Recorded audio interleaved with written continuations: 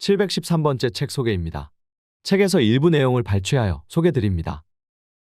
책 제목 초심력, 저자 이명재, 출판일 2023년 11월 1일. 상상 빌더 한 줄 요약, 성공 법칙을 알자. 책 소개. 8평 가게에서 300억 매출을 이루기까지 모든 과정을 털어놓은 삶과 성공 이야기. 8평이면 기적을 이루기에 충분하다. 여전히 꿈을 꾸는 남자. 무의식에 새겨넣는다면 그 꿈은 반드시 현실이 된다. 이 책의 저자 이명재는 흑수저 출신으로 성공을 꿈꾸는 현실 세계의 모든 사람이 애타게 찾던 롤모델 청년 사업가이자 진정한 라이프 해커다. 8평 매장에서 시작해 8년이 지난 지금 400여 개의 직가맹점과 10여 개의 브랜드를 기획한 프랜차이즈 본사와 에듀테인먼트, 마케팅, 스튜디오 렌탈 사업 등 5개의 사업체를 운영하고 있다. 코로나19 이후의 비대면 트렌드에 맞추어 소자본 배달 장사의 모든 것을 담아낸 전책 배달 장사의 진짜 부자들은 수많은 독자의 찬사를 받으며 스테디셀러의 자리에 오르기도 했다. 지금 이 순간에도 치열한 창업 경쟁의 최전선에서 수백 개의 직영 및 가맹점을 진두지휘하고 있는 현재 진행형 사업가로서 시시각각 변해가는 창업 트렌드의 구석구석을 꿰뚫어보며 도전을 멈추지 않고 있다. 저자 소개. 저자 이명재, 사업가. 학창시절이었던 IMF 이후 가세가 기울면서 순탄치 않은 삶을 살다가 30대 중반 8평짜리 작은 공간을 얻어 생애 첫 가게를 시작했다. 이후 우연히 성공에 대한 법칙을 깨닫게 되고 불과 1년 만에 200여 개의 직가맹점을 보유한 외식기업으로 확장시켰다. 사업 초기 투자 실패로 빚이 늘어나 파산 상태에 이르기도 했지만 그 과정에서 다시 한번 성공 마인드를 활용해서 극복할 수 있었다. 현재는 400여 개의 직가맹점과 10여 개의 브랜드를 기획한 프랜차이즈 회사와 브랜드 인큐베이팅, 에듀테인먼트, 마케팅, 스튜디오 렌탈 사업체를 운영하고 있으며 장래 상조 사업도 준비 중이다. 가치는 나눌수록 더욱 견고해진다 라는 신념으로 외식, 문화 융합 프로젝트를 통칭하는 체인지 찬스 프로젝트를 통해 지역사회 나눔 활동을 하고 있다. 수많은 사회 공헌 활동으로 산업통상자원부 장관과 고용노동부 장관 표창을 수상했다. 현재주 엠브로 컴퍼니 0410FNB, 엠브로 FNB, 더바른 FNB 대표이사를 맡고 있으며 유튜브 채널 장배남TV와 장사반장을 운영하고 있다. 저서로는 배달 장사의 진짜 부자들 등이 있다. 책에서 얻은 내용. 이 책에는 흑수저였던 저자가 8평짜리 작은 매장에서부터 300억 매출을 달성하기까지의 인생 역정이 아주 구체적으로 담겨 있다. 시중 서점의 서가에서 흔히 찾아볼 수 있는 마케팅 책처럼 추상적이고 모호한 이야기만 늘어놓는 것이 아니라 저자가 겪은 순간순간의 구체적인 경험담을 솔직담백하게 있는 그대로 풀어냈다. 직업 군인 생활을 하다가 완전 생초짜로 사회에 나와 주방의 막내로 시작해서 프랜차이즈 본사, 에듀테인먼트, 창업 멘토 등 다양한 사업을 하게 된 경로를 내면의 깊은 이야기와 함께 여행할 수 있다. 어렵게 종잣돈을 모아 부푼 가슴으로 생애 최초의 8평 매장을 열었던 감동과 기대와는 달리 찾아오지 않는 손님을 기다리며 느꼈던 절망이 생생하게 녹아있어 때론 공감이, 때론 위로가 되기도 한다. 그 속에서 저자가 마음의 평화를 찾고 활로를 찾아가는 이야기에는 나도 할 수 있다는 뜨거운 용기와 영감이 전해진다. 8년간 저자가 거쳐온 인생을 읽다 보면 단순히 비즈니스 요령을 넘어선 인생 성공 방정식을 만날 수 있다. 바로 처절한 위기와 시련에도 굴하지 않고 언제든 처음 8평에서 시작할 때의 마인드로 도전을 두려워하지 않는 저자의 초심력이다. 단순히 장사 요령만 얻으려거든 이 책을 보지 마라. 찾아오지 않는 손님으로 어려움을 겪고 있는가? 연이은 실패로 자신감은 떨어지고 미래가 두려운가? 더는 가능성이 없다고 생각하는가?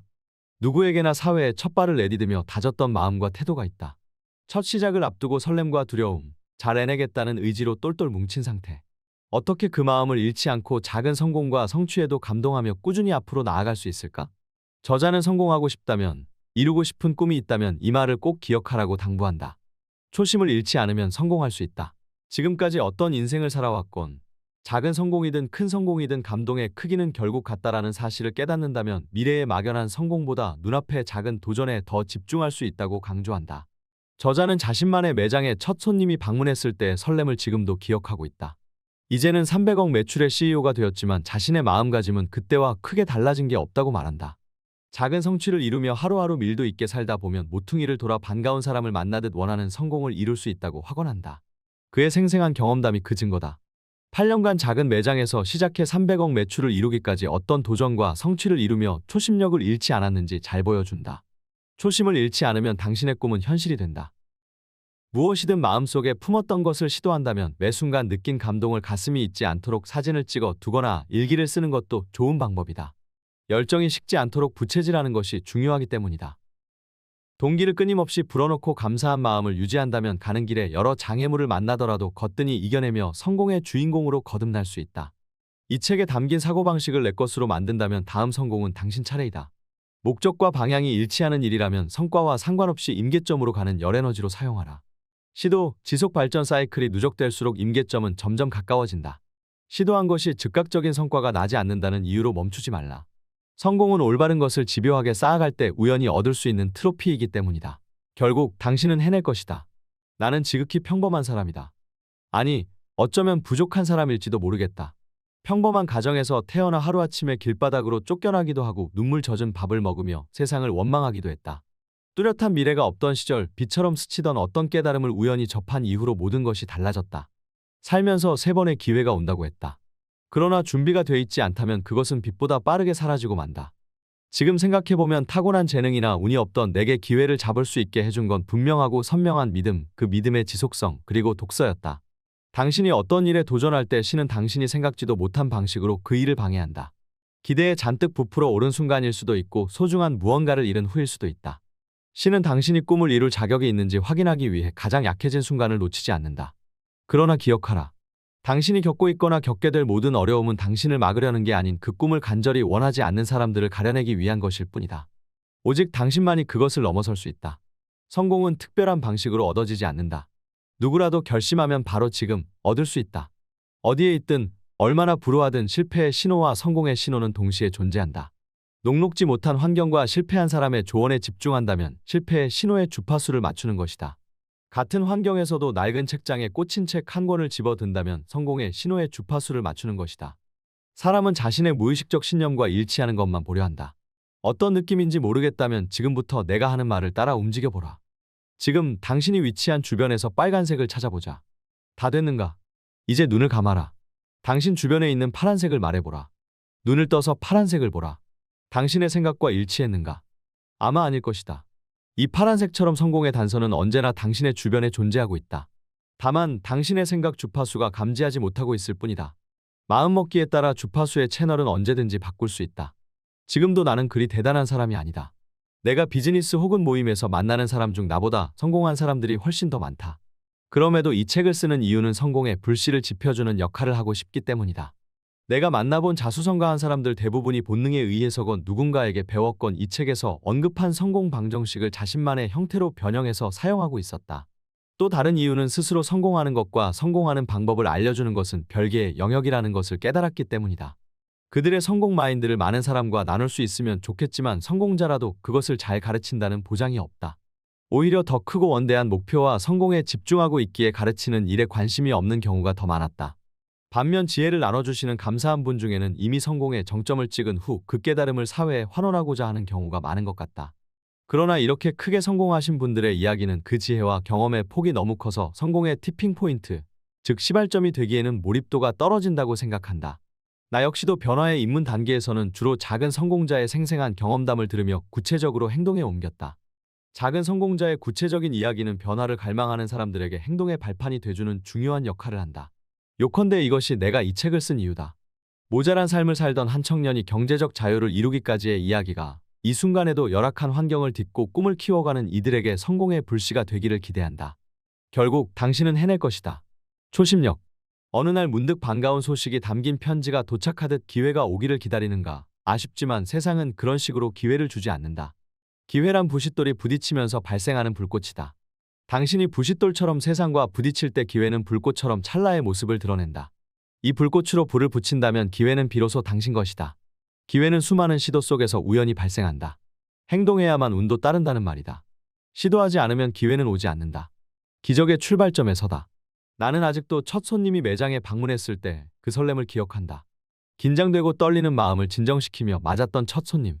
그 느낌과 감동은 오늘날 400여 개 가족점을 출점시키고 활발한 영업활동을 돕는 기분과 별반 다르지 않다. 초심을 잃지 않으면 성공할 수 있다. 라는 말이 있다. 만약 당신에게 꿈이 있다면 반드시 이 말을 기억해야 한다. 지금까지 어떤 인생을 살아왔건 작은 성공이든 큰 성공이든 감동의 크기는 결국 같다라는 사실을 깨닫는다면 미래의 막연한 성공보다 눈앞의 작은 도전에 더 집중할 수 있다. 기적은 여기서부터 시작된다. 작은 성취는 당신의 하루를 초조함과 우울함 대신 승리자의 기분으로 가득 채워줄 것이다. 이렇게 하루하루 승리자로서 살아가다 보면 모퉁이를 돌자 우연히 반가운 사람을 만나듯 당신이 원하는 성공 또한 어느 날 문득 반갑게 맞이할 수 있을 것이다. 나의 유년기는 순탄하지 않았다. 어릴 적엔 살던 집이 압류되어 하루아침에 길거리로 쫓겨났었고 학창시절엔 출석일수가 모자라 퇴학 경고까지 받았었다. 20대 시절 대부분을 직업군인으로 군대에서 보내고 30대 초반 전역 후 사회에 나오니 허허벌판에 홀로 서 있는 느낌이었다. 2014년 어느 날 알토란 모으듯 준비한 돈으로 8평짜리 작은 공간에서 생애 첫 가게를 시작했다. 그리고 정확히 8년이 지난 지금 400여 개의 직가맹점과 10여 개의 브랜드를 기획한 프랜차이즈 본사와 에듀테인먼트, 마케팅, 스튜디오 렌탈 사업 등 5개의 사업체를 운영하고 있다. 맞춤형 창업 컨설팅과 장래 상조 사업도 준비 중이다. 2014년부터 지금까지 무슨 일이 있던 것일까? 이 책은 그 8년 동안의 이야기이다. 변화는 작은 것에서부터 시작된다. 고등학교를 졸업하고 22살까지 특별히 하는 일 없이 세월을 보냈다. 어느 날 빈둥거리던 내 눈에 책장에 꽂혀있는 먼지 쌓인 책이 보였다. 용혜원 시집이었다. 어릴 적 우연히 다닌 교회가 있다. 아래층 아주머니의 소개로 어머니와 함께 처음 가게 됐는데 개봉동 시장 부근의 오래된 상가 건물 옥탑에 있는 작은 교회였다. 종교시설이라기보단 오순도순 모여 인상이 좋은 목사님께 옛날 이야기 듣는 느낌이었다. 몇 안 되는 아이들과 눈 마주쳐가며 이야기를 해주시는 목사님의 얼굴에선 따뜻함이 느껴졌다. 방학이 끝나면서 자연스레 교회에 나가지 못했다. 가끔 아랫집 아주머니를 볼 때마다 목사님이 떠올랐지만 옥탑방 작은 교회는 기억에서 서서히 잊혀져 갔다. 어느 날 동네 슈퍼마켓에서 군것질거리를 고르고 있을 때였다. 형제야, 낯익은 목소리에 고개를 돌려보니 목사님이 서 계셨다. 순간 아직도 나를 기억해주는 목사님과 목사님을 잊고 지낸 나 사이에 간극이 느껴져 겸연쩍고 부끄러웠다. 잘 지내니? 이거 부모님께 드리렴. 2권의 얇은 책이었다. 책의 표지에 용혜원 시집이라고 써 있었다. 목사님의 시집이었다. 먼지 쌓인 시집을 털어내면서 옛 기억을 떠올렸다. 성인이 된 나는 낡은 시집을 한 장 한 장 넘겨가며 다시금 용혜원 목사님을 만난다. 사랑과 희망을 노래한 시들은 어느덧 나를 순수했던 어린 시절로 데려가 주었다. 그렇게 시를 읽으면서 무의미하고 건조했던 내 마음은 희망의 색채로 한 방울씩 물들어갔다. 진심으로 배우고 싶다면 자신을 내려놔라. LED 전광판 영업 다음에 한 일은 상가 양도양수를 주선하는 일이었다. 장사할 상가를 찾는 사람과 상가 주인을 연결해주는 일이었는데 대상은 주로 외식 상가였다. 이 일을 하면서 외식업체 사장님들과 많은 이야기를 나눌 수 있었고 외식업의 현실을 생생하게 들을 수 있었다. 가게를 내놓은 매장은 매출이 저조하거나 사장이 장사의 매너리즘에 빠진 상태가 많았다. 다양한 매장을 두루 접하니 매출이 저조한 매장의 문제점이 명확하게 보였다. 고민이 많은 사장님들에게 장사 잘하는 매장의 사례를 알려주며 손님의 입장에서 의견을 주거나 나름 해결책을 모색해주기도 했다. 이런 부분을 짚어주면서 자연스럽게 외식업에 대한 통찰력이 쌓여갔다. 조언을 듣고 장사에 도움이 됐다는 이야기를 들을 때면 마치 내 매장이 잘 되는 것 같은 성취감도 느꼈다. 그럴수록 외식업에 대한 관심은 더욱 커져갔다. 이제는 내 가게를 운영해야겠다는 생각에 사직서를 제출했다. 식당에서 일해본 경험이 전혀 없던 터라 이왕이면 유명한 맛집에서 하나부터 10까지 전부 경험해보고 싶었다. 구직 사이트를 통해 입사 지원을 했다. 그러나 33살을 주방의 막내로 들이기에는 부담스러웠는지 몇 군데에서는 입사를 거절당했다. 그러던 중 이자카야의 공고가 눈에 들어왔다. 가게는 지역에서 소문난 맛집이고 주방 일을 배워보고 싶은 사람을 찾고 있으며 초보도 가능하고 연령 제한은 없다는 내용이었다. 직접 전화를 걸어 면접 날짜를 잡고 가게를 방문했다. 근무 시간은 오후 4시부터 새벽 4시까지였고 업무는 주방과 홀 관련 모든 것, 월 급여는 170만 원이었다. 나이가 많아서 걱정된다는 말에 만약 내가 불성실하거나 업무에 문제가 된다면 급여를 받지 않겠다고 했다. 일하는 직원은 나를 포함 3명이었고 모두 20대였다. 일을 직접 가르쳐주는 나의 사수는 25살이었다. 나이 때문에 사수가 부담을 느끼지 않도록 더 깎듯이 대했더니 그런 내 마음을 알아봤는지 금세 친해졌다. 직원들은 내가 대위로 전역했다는 사실을 알고 중대장 형님이라고 불렀다. 그렇게 주방 막내로 생애 첫 외식업에 첫 발을 내딛게 되었다. 가게는 시장 입구에 자리 잡고 있었는데 소문난 맛집답게 저녁이면 금세 만석을 이뤘다. 큰 가게가 아니었던지라 3명의 직원이 주방과 홀을 가리지 않고 뛰어다니며 일했다. 모든 것이 서툴렀던 나는 처음 한 달간은 정신이 하나도 없었다. 지정된 일을 하는 것이 아니라 상황을 봐가며 모든 일을 했기에 눈치가 빨라야 했다. 예를 들면 주방에서 설거지하는데 손님이 오면 뛰어나가 주문을 받는 식이다. 각자 자기 일을 하는 상황에서 덜 중요한 일을 하는 사람이 알아서 나가야 했다. 서로 무슨 일을 왜 하고 있는지 알고 있어야 가능한 일이었다. 그런데 장사 경험이 하나도 없는 신입이 자기 일하기도 벅찬데 다른 사람이 무엇 하고 있는지 어떻게 알 수 있단 말인가. 가게에서는 간단한 소스조차도 직접 만들어 사용했다. 메뉴에 가짓수가 많아 관련된 식자재 종류도 엄청났다. 가게 문을 열기 전 3명이 2시간 동안 뛰어다니며 준비해도 시간이 모자랐다. 준비해야 하는 식자재가 워낙 많아 메인 주방만으로는 공간이 모자라 주방 뒤편으로 이어진 야외 주차장을 개조해 추가로 냉장고 등 저장 공간을 마련해 두었다. 주방에서 물을 많이 사용했기에 주방용 슬리퍼를 신고 늘 발이 젖은 채로 일했다. 겨울에는 발가락이 너무 시리고 부르터서 무척 아팠다. 새벽 4시쯤 일을 마치면 집에 가는 첫 버스가 올 때까지 1시간 정도를 기다려야 했다. 다행히 정류장 앞에 24시간 운영하는 패스트푸드 매장이 있었다. 나는 가장 저렴한 햄버거를 1개 시켜놓고 첫 차가 올 때까지 독서를 했다. 어둠이 내려앉은 새벽, 심연의 거리. 온전히 나에게 집중할 수 있는 이 시간이 마치 선물 같았다. 책장을 넘기면서 문득 하얗게 부르튼 손가락을 보았다. 나는 지금 무엇을 위해 여기에 있는가? 모두가 잠든 이 시간, 나는 꿈을 위해 깨어 있었다. 책을 읽다 보면 생각에 빠져 첫 차를 타지 못할 때도 많았다. 깨달은 것. 남의 일도 내 일처럼 경청하고 고민하다 보면 전문가가 된다. 고민 자체는 답이 없다. 고개를 들고 주위를 둘러봐야 찾을 수 있다. 조건보다 목적에 의미를 두고 일하라. 하루에 한 번은 자기 자신과 대화하는 시간을 가져라. 남들이 하지 않을 때 내가 하고 있다면 성공 확률은 높아진다. 당신의 사업은 작은 아이와 같다. 모든 사업은 규모와 관계없이 나름의 개성이 있다. 아이처럼 작을 수도 있고 어른처럼 클 수도 있다. 남성적일 수도 있고 여성적일 수도 있으며 중성적일 수도 있다. 노인처럼 세월의 흔적 빈티지 느껴질 수도 있고 첫 출근하는 청년처럼 말끔 모던할 수도 있다. 창업자가 어떤 생명력을 불어넣느냐에 따라 달라진다. 브랜딩이란 사업을 탄생시키고 영혼을 부여하고 성장 스토리를 만들어가는 과정이다. 그렇다면 훌륭한 브랜딩이란 무엇일까? 그것은 한 문장으로 압축된다. 내 사업을 내 아이 키우듯이 하라. 아이가 작다고 작은 마음으로 키우면 결국 작은 존재로 자란다. 몸집은 작지만 큰 마음으로 키우면 거대한 존재로 자리매김하게 된다. 당신의 사업은 당신이 정성을 다해 키우고 성장시킬 그 작은 아이와 같다. 아이를 바라보는 어머니의 눈안에는 아이의 미래도 함께 담겨 있다. 매 순간 성장한 미래의 모습을 상상하며 훌륭하게 자라날 것을 믿어 의심치 않는다. 성공한 사업가란 이와 동일한 시선으로 자신의 브랜드 혹은 사업을 바라본다. 혹시 남들이 당신의 사업이 작고 초라하다고 말하는가? 설령 그렇더라도 의기소침해지지 마라. 그들의 눈에는 당장 앞에 있는 작은 아이만 보일 뿐이다. 중요한 것은 오직 당신의 눈에 담긴 아이의 미래이다. 창업보다 어려운 수성. 창업을 풀어보면 비롯할 창, 업업이다. 국어사전에는 나라나 왕조 따위를 처음으로 세움, 사업 따위를 처음으로 이루어 시작함이라고 나와 있다. 내가 장사를 처음 시작했을 때 가졌던 나만의 나라를 만든다라는 개념과 상통한다. 수성이란 나라나 사업 등을 지켜나가는 일이라는 뜻이다. 창업은 하나의 과업이고 도전이다. 위대하고 숭고한 도전은 결국 마침표를 찍고 기록되어야 비로소 역사가 된다. 창업은 누구나 할 수 있다. 하지만 수성은 아무나 할 수 없다. 창업 수성이란 시작은 쉽지만 이룬 것을 지키기란 어렵다는 뜻이다.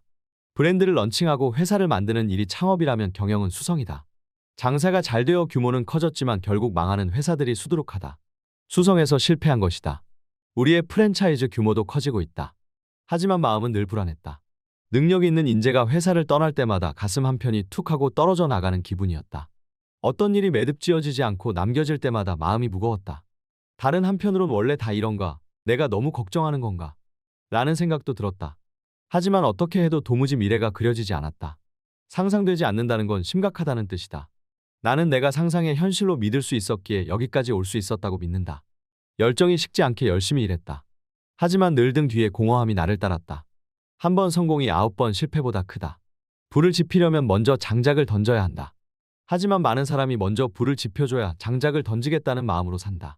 먼저 장작을 던졌는데 불이 지펴지지 않았거나 불은 지펴졌는데 그 불을 누가 가지고 도망가 버릴 수도 있다는 불안 때문일 것이다. 그런 우려도 이해되지만 어쨌거나 불을 지피려면 장작을 먼저 던져야 한다는 사실은 변함이 없다. 그런 뒤 장작이 타지 않은 이유를 분석하는 게 현명하다. 타오르지 않는 불을 원망하면 장작을 아낄 이유만을 찾게 된다. 반면 타지 않는 이유를 분석하면 장작을 태울 방법을 찾는다. 장작을 던지지 않으면 기회는 오지 않는다. 몇 번은 장작만 잃을 수도 있다. 하지만 이유를 분석하고 다시 시도하고 또 하면 불을 얻게 될 확률은 높아진다. 다시 불을 피울 때는 잃어버린 장작을 아까워하지 마라. 결국 불이 지펴진다면 그동안 잃었던 장작과는 비교할 수 없을 만큼 많은 혜택을 가져다 준다. 이것을 역법칙이라 한다. 한 번의 성공이 앞선 9번의 실패를 만회하고도 남는다는 뜻이다. 토머스 에디슨의 발명품은 2000개가 넘는다. 하지만 그중 단 하나 백열전구로 세상을 바꿨다. 나머지 1999개의 발명품 중에는 수다, 인형, 유령 탐지기 등 기괴하고 희한한 것들도 다수 포함되어 있다. 베토벤은 생애 동안 총 722곡을 썼고 그중 그를 위대하게 만든 건 11곡이다. 맥도날드의 CEO 레이 크록은 맥도날드를 인수한 시점인 53세 전까지 지극히 평범한 방문 판매원이었다. 이외에도 단 한 번의 성공으로 인생이 역전한 사례는 너무도 많다. 그 성공은 꾸준하게 시도하고 실패하고 깨달아가는 과정에서 얻어낸 트로피였다. 나는 양이 곧 질이라고 이 책에서 줄곧 이야기하고 있다. 더 많이 시도할수록 성공 확률은 높아진다. 성공의 방식은 모두 제각각이지만 한 가지 공통점이 있다. 그들은 모두 불을 피우기 위해 꾸준히 장작을 던졌고 실패의 이유를 집요하게 분석해왔다는 사실이다. 그리고 끝내 불이 지펴졌을 때 그들은 원하는 것을 모두 얻을 수 있었다. 51대 49 법칙. 선형 마인드는 노력 대비 성과가 적으면 최선의 노력을 기울이지 않는다. 돌아올 성과만큼만 투자하는 것이 공평하다고 생각하기에 정확히 그 가능성만큼만 노력한다. 믿음이 51%라면 51만큼 노력하고 49%라면 49만큼 노력하는 것이다. 이런 성향은 이것저것 재거나 따지기를 좋아하며 일희일비한다. 성과가 나오는 어떤 것을 찾아 시도하고 그만두기를 반복하는 것이다. A를 했는데 성과가 없으면 그만두고 B를 하고, B가 성과가 없으면 그만두고 C를 하고, C가 성과가 없으면 그만두고 D를 하는 식이다. 그러나 섭씨 99.9도 이전까지는 노력 대비 성과가 적다는 것을 이해하지 못하기에 투자 자금, 시간, 노력 등을 서서히 멈춘다. 그래서 그들의 성공을 향한 노력은 매번 물거품이 된다. 반면 비선형 마인드는 가능성이 51%라면 100으로 노력하고 41%라면 시작하지 않는다. 일단 시작하게 되면 최선의 노력을 기울인다. 이들에게는 하거나 하지 않는 것만 있을 뿐 한번 해본다는 식의 도전은 없다. 이런 성향 탓에 말과 행동에 언제나 힘과 균형이 있다. 이들이 무언가를 시도하는 방식은 성과가 나올 때까지 꾸준히 성장하는 것이다. 목적에 맞고 해야 할 일이라면 성과가 나지 않더라도 중간에 멈추지 않고 꾸준히 발전시켜 나간다. A를 했는데 성과가 없으면 B까지 하고, A, B가 성과가 없으면 C까지 하고, A, B, C가 성과가 없으면 D까지 하면서 결국 임계점을 넘을 때까지 A, B, C, D, E, F, G를 이어간다. 내적 동기가 강한 사람이 성공하는 이유도 이와 마찬가지다. 그들은 보상이 적어도 발전을 멈추지 않는다.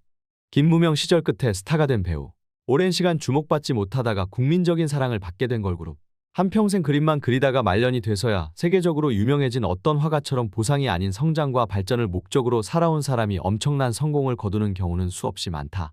시도와 도전은 열에너지와 같다. 자신의 가치와 목적에 일치하는 일이라면 성과와 상관없이 임계점으로 가는 열에너지로 사용하라. 시도, 지속 발전 사이클이 누적될수록 임계점은 점점 가까워진다. 그 과정에서 성과를 운운하며 멈추지 마라. 성공은 올바른 것을 집요하게 쌓아갈 때 우연히 만나게 되는 트로피이다. 성공, 이제 당신 차례다. 나는 당신이 누구인지 모른다. 다만 확실한 건 당신만의 이야기는 이미 시작됐다는 사실이다. 만약 지금 어려움을 겪고 있다면 그럼에도 불구하고 상황을 극복해 나가는 이야기가 쓰이는 중이며, 매너리즘을 겪고 있다면 작은 것에서 감사함을 찾아가는 깨달음의 이야기가 쓰이고 있을 것이다. 당신은 그 자체로 한 권의 책이다. 알든 모르든 시간이란 종이에 당신이란 연필은 영혼의 이야기를 쓰고 있다. 다음 페이지를 어떤 이야기로 채울지는 오직 당신의 선택에 달렸다. 혹시 자신의 모습이 보잘것없게 느껴져 꿈을 이루고 난 뒤 이야기를 쓰겠다고 한다면 대단히 잘못된 생각이다. 최고의 이야기는 열악한 환경을 극복하는 과정 안에 담겨 있기 때문이다. 다시 한번 말하지만 감동은 어려움을 극복하는 과정 자체이다. 이것을 이해했다면 이제 당신만의 전설을 써나갈 조건이 갖춰졌다는 뜻이다. 이 책에 담긴 사고방식을 활용해보라. 나아가 많은 성공자의 마인드를 간접 체험해보라. 가장 좋은 방법은 독서이다. 장담컨대 내 말을 믿는다면 멀지 않은 언젠가 당신의 이야기가 내 책을 대신해 바로 이곳에 놓일 것이다. 8년 전 생애 첫 매장을 준비하던 기억이 아직도 선명하다.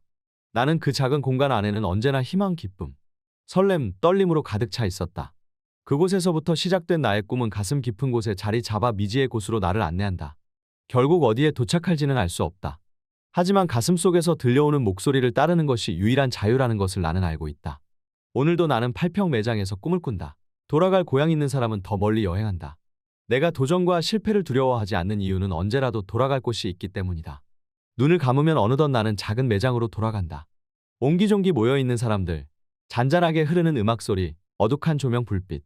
나는 손님에게 안부를 묻는다.